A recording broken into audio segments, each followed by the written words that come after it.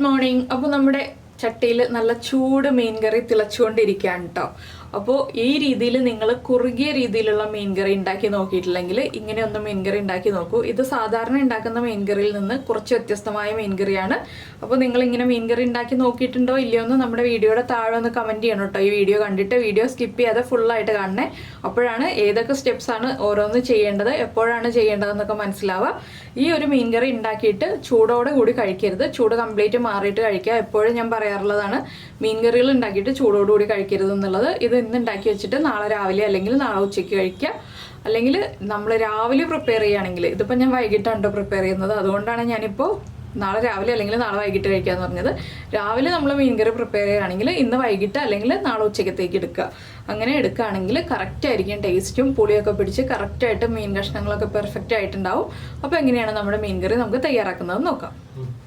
നമുക്ക് നമ്മുടെ ഇൻഗ്രീഡിയൻസ് നോക്കാം. നമ്മളിപ്പോൾ 1/4 കിലോ മീൻ എടുത്തിട്ടുണ്ട്. ഇത് ഏത് മീൻ വേണമെങ്കിലും എടുക്കാം കേട്ടോ. നമുക്ക് ഇതുപോലെ കട്ടിയുള്ള മീൻ ഏത് വേണമെങ്കിലും എടുക്കാം. അത് ഞാനിപ്പോൾ 1/4 കിലോ കേര എന്ന് പറഞ്ഞ മീനാണ് എടുത്തിട്ടുള്ളത്. അതിലേക്കായിട്ട് 4 ചെറിയ പീസ് കുടംപുളി വെള്ളത്തിലിട്ട് വെച്ചിട്ടുണ്ട്. പിന്നെ എടുത്തിരിക്കുന്നത് ഒരു വലിയ സവോളയാണ്.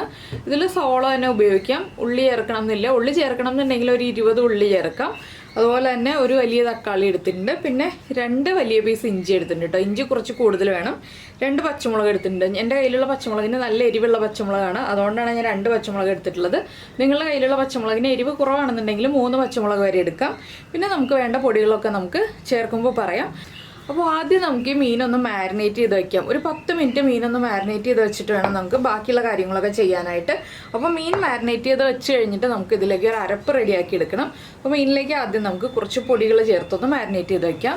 അപ്പോൾ നമ്മൾ മീൻ മാരിനേറ്റ് ചെയ്യാനായിട്ട് ആദ്യം കുറച്ച് ഉപ്പ് ചേർക്കുന്നുണ്ട്. മീനിന് ആവശ്യമായിട്ടുള്ള കുറച്ച് ഉപ്പ്, അതുപോലെ തന്നെ ഒരു 1/4 ടീസ്പൂൺ മഞ്ഞൾപ്പൊടി, 1/2 ടീസ്പൂൺ എരിവുള്ള മുളക് പൊടി. കാശ്മീരി ചില്ലി പൗഡർ ആണെങ്കിലും 1/2 ടീസ്പൂൺ ചേർത്താൽ മതി, അല്ലെങ്കിൽ ഒരുപാട് മസാലയായി പോവും. പിന്നെ നമ്മൾ ചേർക്കുന്നത് ഒരു 1/4 ടീസ്പൂൺ വിനീഗർ, അല്ലെങ്കിൽ ചെറുനാരങ്ങ നീരാണെങ്കിലും ഒരു ചെറുനാരങ്ങയുടെ പകുതിയിൽ താഴെ 1/4 ടീസ്പൂൺ തന്നെ അളന്നെടുക്കുകയാണെങ്കിൽ അതായിരിക്കും നല്ലത്. ഇനി ഇതിലേക്ക് നമുക്ക് മീൻ ഇട്ടിട്ടൊന്ന് മിക്സ് ചെയ്തെടുക്കാം. ഇതിപ്പോൾ നമുക്ക് ചൂര, അതുപോലെയുള്ള നെയ്മീൻ, ഇങ്ങനെയുള്ള മീനുകളിലൊക്കെ ചെയ്യാവുന്നതാണ് കേട്ടോ ഈ ഒരു കറി. അപ്പോൾ ആദ്യം നമ്മൾ മീനൊന്ന് മാരിനേറ്റ് ചെയ്ത് വെക്കണം. അതിനുശേഷം നമ്മുടെ മസാലയൊക്കെ പ്രിപ്പയർ ചെയ്ത് വരുമ്പോൾ മീൻ കറക്റ്റായിട്ട് മാരിനേറ്റ് ആയിട്ടുണ്ടാവും. ഒന്ന് ഷാലോ ഫ്രൈ ചെയ്തിട്ടാണ് നമ്മൾ ഈ ഒരു ഗ്രേവി റെഡിയാക്കിയിട്ട് മീൻ കറി വെക്കുന്നത്. അപ്പോൾ അതുകൊണ്ടാണ് ഞാൻ ആദ്യമേ മീൻ റെഡിയാക്കി വെക്കാമെന്ന് പറഞ്ഞത്. ഇനിയിപ്പോൾ നമുക്ക് മീൻ മാറ്റി വെച്ചിട്ട് ഇതിൻ്റെ അരപ്പിൻ്റെ കാര്യങ്ങൾ നോക്കാം. അരപ്പിൻ്റെ കാര്യങ്ങൾ കഴിഞ്ഞിട്ട് വേണം നമുക്ക് നമ്മുടെ ബാക്കിയുള്ള കാര്യങ്ങളൊക്കെ കട്ട് ചെയ്തെടുക്കാനായിട്ട്. സവോള മാത്രമേ നമുക്ക് കട്ട് ചെയ്തെടുക്കാനുള്ളൂ, ബാക്കി തക്കാളിയൊക്കെ അരച്ചെടുക്കാനുള്ളതാണ്. അപ്പോൾ ഞാൻ മീൻ മാറ്റി വെച്ചിട്ട് ഇനി അരയ്ക്കാനുള്ള കാര്യങ്ങൾ പറയാം. നമ്മളിപ്പോൾ അരപ്പ് റെഡിയാക്കാനായിട്ട് മിക്സിയുടെ ജാർ എടുത്തിട്ടുണ്ട്. ഇതിലേക്ക് നമുക്ക് നമ്മളെടുത്ത് വെച്ചിരിക്കുന്ന ഇഞ്ചി ചെറിയ പീസുകളായിട്ട് ചേർത്ത് കൊടുക്കാം. ഇതിൻ്റെ കൂടെ ഉള്ളി ചേർക്കണം എന്നുണ്ടെങ്കിൽ ഒരു 4-5 ഉള്ളിയും കൂടി ചേർത്ത് അരയ്ക്കാം കേട്ടോ. ഞാനിപ്പോൾ ഉള്ളി ചേർക്കുന്നില്ല. ഇഞ്ചിയുടെ കൂടെ നമ്മൾ ചേർക്കുന്നത് പൊടികളാണ്. 1/2 ടീസ്പൂൺ മല്ലിപ്പൊടി, അതുപോലെ തന്നെ നമ്മൾ മീനിൽ മുളക് പൊടി ചേർത്തിട്ടുണ്ട് എങ്കിലും ഒരു 3/4 ടീസ്പൂൺ മുളക് പൊടി. അത് ഞാനിപ്പോൾ 1/2 ടീസ്പൂൺ എരിവുള്ള മുളക് പൊടിയാണ് ചേർത്തത്. ബാക്കി 3/4 ടീസ്പൂൺ ചേർക്കുന്നത് നമ്മുടെ കാശ്മീരി ചില്ലി പൗഡറാണ്. അപ്പോൾ എന്താണെന്ന് വെച്ചാൽ നല്ല കളറുള്ളൊരു ഗ്രേവി നമുക്ക് കിട്ടും. 3/4 ടീസ്പൂൺ എരിവുള്ള മുളക് പൊടിയും 3/4 ടീസ്പൂൺ കാശ്മീരി ചില്ലി പൗഡറും കൂടി ചേർക്കുക. പിന്നെ ഒരു 1/4 ടീസ്പൂൺ മഞ്ഞൾപ്പൊടി മതി. നമ്മൾ 1/4 ടീസ്പൂൺ മഞ്ഞൾപ്പൊടി നമ്മുടെ മീനിൽ ചേർത്തിട്ടുണ്ട്. പിന്നെ ചേർക്കുന്നത് എല്ലാ മീൻ കറിയിലും നമ്മൾ ചേർക്കുന്നത് തന്നെയാണ് നമ്മുടെ ഉലുവപ്പൊടി, ഒരു 1/4 ടീസ്പൂൺ. ഉലുവപ്പൊടി ഇല്ലാന്നുണ്ടെങ്കിലും മുഴുവൻ ഉലുവ ചേർത്ത് അരച്ചാലും മതി, പക്ഷേ ഏറ്റവും എളുപ്പം നമുക്ക് ഉലുവപ്പൊടി ചേർത്തിട്ട് അരച്ചെടുക്കുന്നതാണ്. ഇനി നമുക്കിതെല്ലാം കുറച്ച് വെള്ളം ചേർത്ത് നന്നായിട്ടൊന്ന് അരച്ചെടുക്കാം. അപ്പോൾ നമ്മുടെ അരപ്പ് ഇതാ റെഡിയായി വന്നിട്ടുണ്ട്. കണ്ടോ, കാശ്മീരി ചില്ലി പൗഡർ ചേർത്തപ്പോൾ നന്നായിട്ട് കളർ വന്നിട്ടുണ്ട്. ഇനി നമുക്ക് ഈ അരപ്പ് മാറ്റി വെച്ചിട്ട് ഇതേ ജാറിൽ തന്നെ നമ്മുടെ തക്കാളിയും ഒന്ന് നന്നായിട്ട് അരച്ചെടുക്കാം. തക്കാളി അരയ്ക്കുമ്പോൾ വെള്ളം ചേർക്കാതെ അരച്ചെടുക്കണം. അപ്പോൾ ഞാൻ ഈ അരപ്പൊന്ന് ആദ്യം മാറ്റി വയ്ക്കട്ടെ. അപ്പോൾ അത് മിക്സിയുടെ അതേ ജാറിൽ തന്നെ ഞാൻ എന്താ തക്കാളിയും ഇതുപോലെ നന്നായിട്ട് അരച്ചെടുത്തിട്ടുണ്ട്. ഒട്ടും വെള്ളം ചേർക്കാതെ തന്നെ തക്കാളി നന്നായിട്ട് അരിഞ്ഞു കിട്ടും കേട്ടോ. ഇനിയിപ്പോൾ നമുക്ക് ഇതും മാറ്റി വയ്ക്കാം. ഇനി നമ്മുടെ സവോളയൊന്ന് ചെറുതായിട്ട് കട്ട് ചെയ്തെടുക്കാം. അതിനുശേഷം നമുക്ക് നമ്മുടെ ഗ്രേവി റെഡിയാക്കി എടുക്കാം.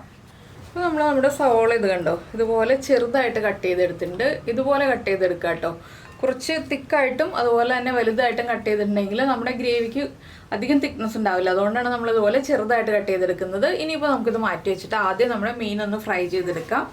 അപ്പോൾ നമ്മൾ ഒരു പാൻ വെച്ചിട്ട് ഇതിലേക്ക് ഞാൻ കുറച്ച് വെളിച്ചെണ്ണ ഒഴിച്ചിട്ടുണ്ട് കേട്ടോ. വളരെ കുറച്ച് വെളിച്ചെണ്ണ ഒഴിച്ചിട്ടുള്ളൂ. ഇതിലേക്ക് നമ്മൾ മസാല പുരട്ടി വെച്ചിരിക്കുന്ന മീൻ ഇട്ട് കൊടുക്കാം. മീൻ ജസ്റ്റ് ഒന്ന് ഫ്രൈ ആയി വന്നാൽ മതി കേട്ടോ. ഒരുപാട് അങ്ങോട്ട് മൊരിഞ്ഞു പോവണ്ട. അതുകൊണ്ട് തന്നെ ഞാൻ വെളിച്ചെണ്ണ ഒരുപാട് ചൂടാവുന്നതിന് മുന്നേ തന്നെ മീൻ പീസുകൾ ഇട്ട് കൊടുക്കുകയാണ്. എന്താണെന്ന് വെച്ചാൽ നമുക്ക് നന്നായിട്ട് ഫ്രൈ ആയി കിട്ടേണ്ട, ചെറുതായിട്ടൊന്ന് മൊരിഞ്ഞു വന്നാൽ മതി. ഈ വെളിച്ചെണ്ണ തന്നെ നമുക്കിനി കറി ഉണ്ടാക്കാനും ഉപയോഗിക്കാം. അപ്പോൾ മീനൊന്ന് ചൂടായി ഒന്ന് മൊരിഞ്ഞു വരട്ടെ. ഈ സൈഡ് ഒന്ന് മൊരിഞ്ഞു വരുമ്പോൾ നമുക്ക് അടുത്ത സൈഡിലേക്ക് തിരിച്ചിട്ട് കൊടുക്കാം. അപ്പോൾ നമ്മുടെ മീൻ ഒരു സൈഡ് കുക്കായി വന്നിട്ടുണ്ട്. ഇത്രയും മതി കേട്ടോ. ജസ്റ്റ് ഒന്ന് കണ്ടോ, ഇത്രയും മതി കേട്ടോ. കണ്ടോ, ചെറുതായിട്ടൊന്ന് ഫ്രൈ ആയി വന്നിട്ടുണ്ട്. ഇതുപോലെ ഒന്ന് ഫ്രൈ ആയി വരുമ്പോൾ തന്നെ നമുക്ക് അടുത്ത സൈഡിലേക്ക് തിരിച്ചിട്ട് കൊടുത്തിട്ട് ഇത്രയും തന്നെ അടുത്ത സൈഡും ഫ്രൈ ആയി വരുമ്പോൾ നമുക്ക് എണ്ണയിൽ നിന്ന് മാറ്റാം. അധികം മസാലയൊന്നും പിടിച്ചിട്ടില്ല. നമ്മൾ ചെറിയ അളവിലല്ലേ മസാല ഇട്ട് കൊടുത്തിട്ടുണ്ടായിരുന്നുള്ളൂ. അതുകൊണ്ട് തന്നെ ചെറുതായിട്ടേ മസാലയുള്ളൂ. നമ്മൾ മുളക് പൊടി കൂടുതൽ ചേർക്കുകയാണെങ്കിൽ കുറേ മസാല എണ്ണയിലേക്ക് ഇറങ്ങുകയും ചെയ്യും, അധികം മസാല പിടിക്കുകയും ചെയ്യും. അപ്പോൾ അധികം മസാല നമുക്ക് വേണ്ട. നമ്മുടെ കറിയിലാണ് മസാലകൾ കൂടുതൽ വേണ്ടത്. അപ്പോൾ മസാല കൂടുതൽ ചേർത്തിട്ടുണ്ടെങ്കിൽ എണ്ണയിൽ മുഴുവൻ മസാലയായി പോകും. അതുകൊണ്ടാണ് ഞാൻ കുറച്ച് മസാല ചേർത്തിട്ട് മാരിനേറ്റ് ചെയ്ത് വയ്ക്കാമെന്ന് പറഞ്ഞത്. ഇനിയിപ്പോൾ ഈ സൈഡും കൂടി കുക്കായി കഴിഞ്ഞിട്ട് നമുക്ക് നമ്മുടെ ഗ്രേവിക്കുള്ള പ്രിപ്പറേഷൻ സ്റ്റാർട്ട് ചെയ്യാം. ഈ സൈഡും കൂടി ഒന്ന് കുക്കായി വരട്ടെ. അപ്പോൾ നമ്മുടെ മീനൊക്കെ ഫ്രൈ ആയി വന്നിട്ടുണ്ട്. നമുക്കിത് എണ്ണയിൽ നിന്ന് മാറ്റാം. അതിനുശേഷം നമുക്ക് വേറൊരു ചട്ടിയിൽ കറി പ്രിപ്പയർ ചെയ്തെടുക്കാം. ഞാനിത് എണ്ണയിൽ നിന്ന് മാറ്റട്ടെ. അപ്പോൾ നമ്മൾ മീൻ ഫ്രൈ ചെയ്ത എണ്ണ അതുപോലെ തന്നെ ഞാനിതാ ഈ വേറൊരു ചട്ടിയിലേക്ക് ഒഴിക്കുകയാണ്. ഈ എണ്ണ മതി കേട്ടോ. നമുക്കിനി എണ്ണ കൂടുതലൊന്നും ആവശ്യമില്ല. ഈ എണ്ണയിൽ തന്നെ നമുക്ക് നമ്മുടെ മസാല പ്രിപ്പയർ ചെയ്തെടുക്കാം.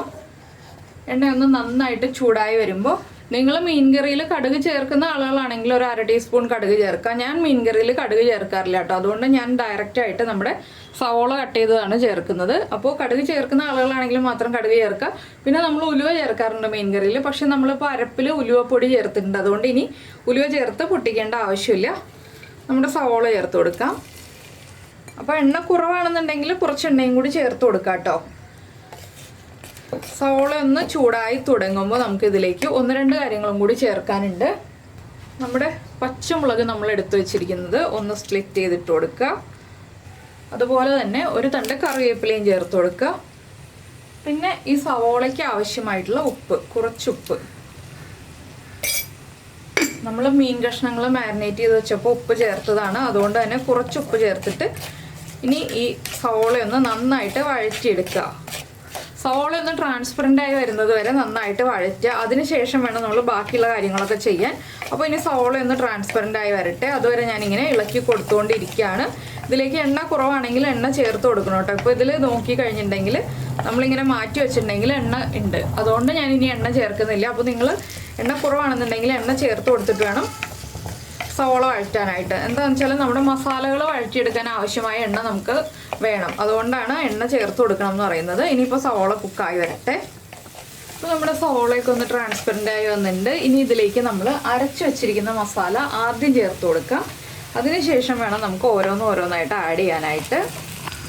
നിങ്ങൾ മസാല അരച്ച് മിക്സിയുടെ ജാറിൽ തന്നെയാണ് വെച്ചിരിക്കുന്നതെന്നുണ്ടെങ്കിൽ ആ മിക്സിയുടെ ജാറിൽ ഒരു 2 ടീസ്പൂൺ വെള്ളം ചേർത്ത് ഒന്ന് ചുറ്റിച്ചെടുത്തിട്ട് അതും കൂടി ചേർത്ത് കൊടുക്കാം കേട്ടോ.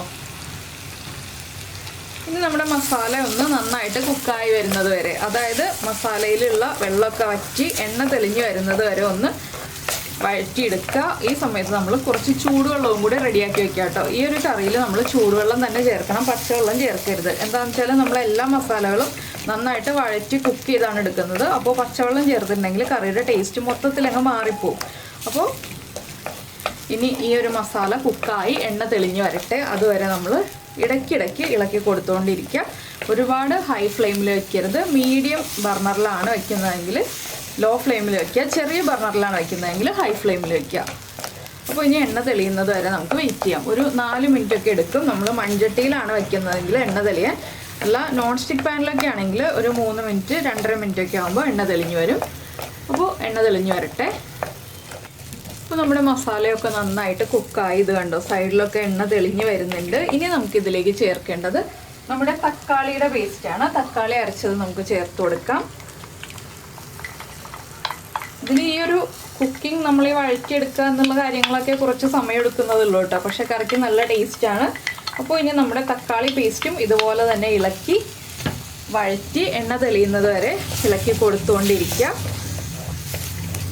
പിന്നെ തക്കാളി പേസ്റ്റും കുക്കായി ഇതുപോലെ നമ്മളിപ്പോൾ ആദ്യം ചേർത്ത പേസ്റ്റ് കുക്കായി വന്നതുപോലെ എണ്ണ തെളിഞ്ഞ് വരുന്നത് വരെ ഇളക്കി കൊടുക്കുക. അപ്പോൾ ആദ്യം ചേർത്ത പേസ്റ്റിൻ്റെ അത്രയും സമയം എടുക്കില്ല തക്കാളി പേസ്റ്റ് കുക്കായി വരാനായിട്ട്. അതിലും കുറച്ച് സമയം എടുക്കുള്ളൂ. ഒരു 3 മിനിറ്റ് മതി. അപ്പോൾ തക്കാളി പേസ്റ്റ് ഇനി കുക്കായി കഴിഞ്ഞിട്ട് നമുക്ക് ബാക്കിയുള്ള കാര്യങ്ങളൊക്കെ ആഡ് ചെയ്യാം. അപ്പോൾ നമ്മുടെ മസാലയൊക്കെ നന്നായിട്ട് കുക്കായി വന്നിട്ടുണ്ട്. ഇനി നമുക്കിതിലേക്ക് നമ്മൾ വെള്ളത്തിലിട്ട് വെച്ചിരിക്കുന്ന കുടംപുളി ചേർത്ത് കൊടുക്കാം. കുടംപുളി ചേർത്തിട്ട് ഒന്ന് തിളച്ച് തുടങ്ങണം. നമ്മുടെ മസാല നന്നായിട്ട് കുടംപുളിയായിട്ട് മിക്സ് ആയി വരണം. അതിനുശേഷം നമ്മൾ ചൂടാക്കി വെച്ചിരിക്കുന്ന ചൂടുവെള്ളവും കൂടി ചേർത്ത് കൊടുക്കുക. നമുക്ക് എത്ര ഗ്രേവി വേണം എന്നുള്ളതനുസരിച്ച് ചൂടുവെള്ളം ചേർത്ത് കൊടുക്കുക.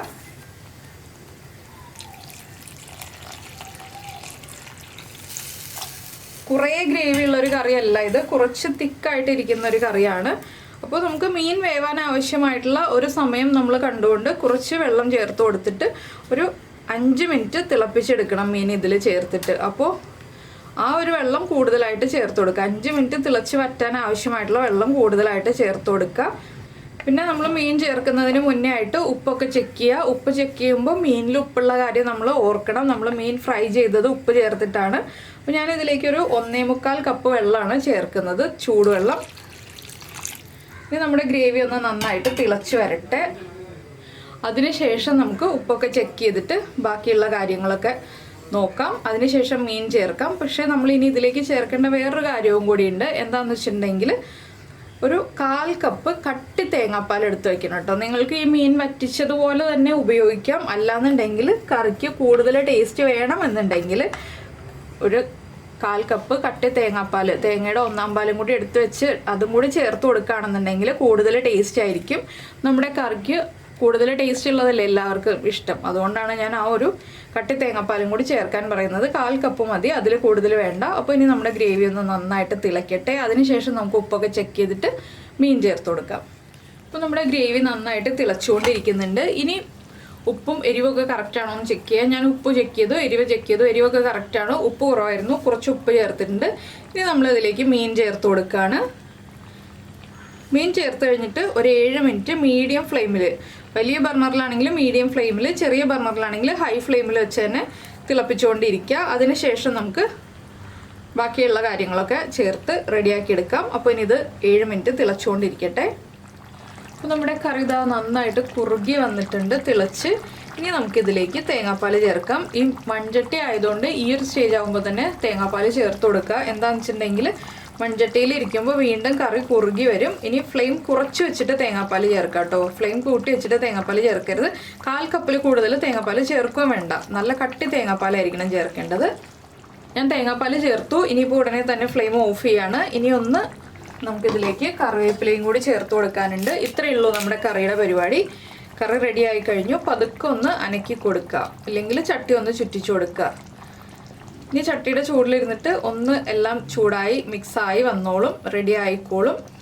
എണ്ണയൊക്കെ തെളിഞ്ഞ് നിൽക്കുന്നുണ്ട്. അപ്പോൾ ഇനി ഉപ്പൊക്കെ ചെക്ക് ചെയ്യുക. ഉപ്പ് കുറവാണെങ്കിൽ ഉപ്പ് ചേർത്ത് കൊടുക്കുക. പുളി കറക്റ്റ് ആയിരിക്കും. പുളി കൂടുതലാണെന്നുണ്ടെങ്കിൽ 1-2 പീസ് കുടംപുളി എടുത്ത് മാറ്റി വയ്ക്കുക. ഇത്രയേ ഉള്ളൂ. അപ്പോൾ എന്തായാലും നിങ്ങൾക്ക് എല്ലാവർക്കും ഈ ഒരു റെസിപ്പി ഇഷ്ടമായിട്ടുണ്ടെന്നുണ്ടെങ്കിൽ നമ്മുടെ വീഡിയോയുടെ താഴെ ഒന്ന് കമൻറ്റ് ചെയ്യാൻ മറന്നു പോകരുത് കേട്ടോ. അതുപോലെ തന്നെ നിങ്ങൾക്ക് ഇഷ്ടപ്പെട്ട റെസിപ്പി ആണെങ്കിൽ നിങ്ങളുടെ ഫ്രണ്ട്സിനും ഫാമിലി മെമ്പേഴ്സിനും ഒക്കെ ഒന്ന് ഷെയർ ചെയ്ത് കൊടുക്കണേ. പിന്നെ നമ്മുടെ ചാനൽ ആദ്യമായിട്ട് കാണുകയാണെങ്കിൽ നമ്മുടെ വീഡിയോ പ്രസൻറ്റ് ചെയ്യുന്ന രീതിയൊക്കെ ഇഷ്ടമായിരുന്നുണ്ടെങ്കിൽ നമ്മുടെ ചാനൽ ഒന്ന് സബ്സ്ക്രൈബ് ചെയ്ത് സപ്പോർട്ട് ചെയ്യണേ. സബ്സ്ക്രൈബ് ചെയ്യുന്നതിന് ഈ വീഡിയോയുടെ താഴെയുള്ള റെഡ് സബ്സ്ക്രൈബ് ബട്ടൺ ഒന്ന് ക്ലിക്ക് ചെയ്യുക. അതിൻ്റെ റൈറ്റ് സൈഡിലുള്ള ബെല്ലൈക്കണും ക്ലിക്ക് ചെയ്യുക. അപ്പോൾ ഓൾ എന്ന് പറഞ്ഞിട്ടൊരു ഓപ്ഷൻ കാണാം. ആ ഓളും കൂടി പ്രസ് ചെയ്തിട്ടുണ്ടെങ്കിൽ ഞാൻ എപ്പോഴും വീഡിയോ അപ്ലോഡ് ചെയ്യുമ്പോൾ നിങ്ങൾക്ക് നോട്ടിഫിക്കേഷൻ വരും. ഇപ്പോൾ കണ്ടോ, ഞാൻ ഫ്ലെയിം ഓഫ് ചെയ്തു. മൺചട്ടിയാണ്, കറി തിളച്ചുകൊണ്ടിരിക്കുകയാണ്. തേങ്ങാപ്പാൽ ചേർത്തിട്ട് നന്നായിട്ട് തിളയ്ക്കുന്നത് വരെ നമ്മൾ വെയിറ്റ് ചെയ്യരുതെന്ന് പറയുന്നത് ഇതുകൊണ്ടാണ്. അപ്പോൾ ഇത്രയേ ഉള്ളൂ. നമുക്ക് നമ്മുടെ അടുത്ത റെസിപ്പിയുമായിട്ട് വീണ്ടും അടുത്ത ദിവസം കാണാം.